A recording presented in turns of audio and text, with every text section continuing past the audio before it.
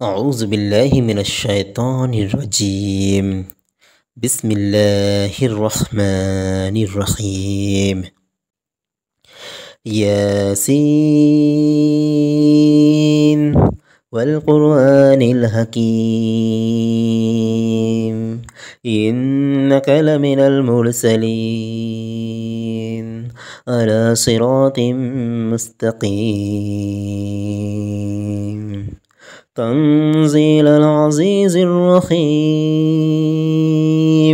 لتنذر قوما ما أنذر آباؤهم فهم غافلون ইয়াসিন শপথ প্রজ্ঞাময় কোরআনের।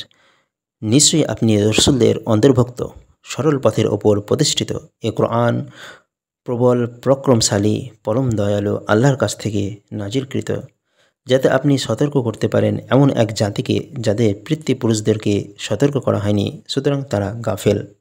لقد حق القول على أكثرهم فهم لا يؤمنون إنا جعلنا في أعناقهم أغلالا فهي إلى الأذقان فهم مقمحون وجعلنا من بين أيديهم سدا ومن خلفهم سدا فأغشيناهم فهم لا يبصرون وسواء عليهم أنذرتهم أم لم تنذرهم لا يؤمنون إنما تنذر من اتبع الذكر وخشي الرحمن بالغيب فبشره بمغفرة وأجر كريم إنا نحن نحيي الموتى ونكتب ما قدموا وآثارهم وكل شيء أحصيناه في إمام মুবিন।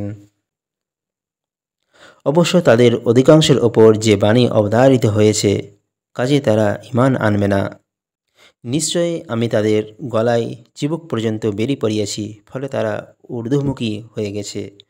আর আমি তাদের সামনে প্রাচীর ও পেছনে প্রাচীর স্থাপন করেছি, তারপর তাদের আবৃত করেছি, ফলে তারা দেখতে পায় না। আর আপনি তাদের সতর্ক করুন বা না করুন, তাদের পক্ষে উভয় সমান, তারা ঈমান আনবে না। আপনি শুধু তাকেই সতর্ক করতে পারেন যে জিকির ও অনুসরণ করে এবং গায়েবের সাথে রহমানকে ভয় করে। অতএব তাকে আপনি ক্ষমা ও সম্মানজনক পুরস্কারের সুসংবাদ দিন।